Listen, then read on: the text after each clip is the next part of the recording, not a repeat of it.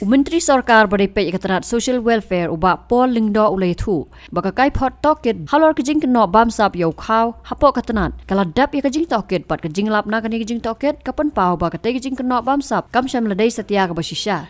Ya kani ubah pol ulai tu abaya kran berkilat patai kubur bat benrap ru.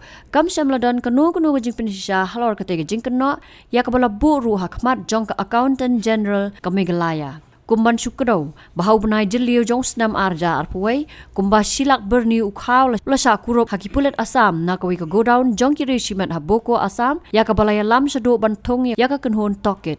The file has been already processed and the inquiry report is ready, and as per this report all allegations of rice scam are baseless, and there is no iota of truth in any of the allegations.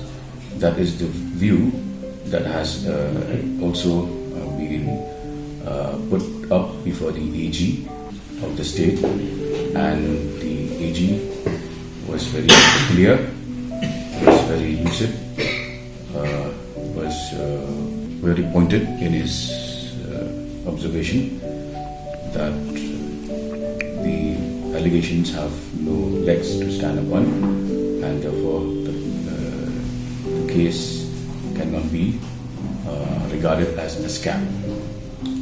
Having obtained the views of the law department and the Advocate General, and having observed the view that the actual incident and the case was delayed because of lack of coordination with the Assam police, where the scam was supposed to have taken place. I have observed accordingly that in future there should be a definite timeline for inquiries, so that parties who are alleged to have committed such scams are not, and the department are not dragged into needless controversy. As far as I can recall from the file notings, it was just a matter of the location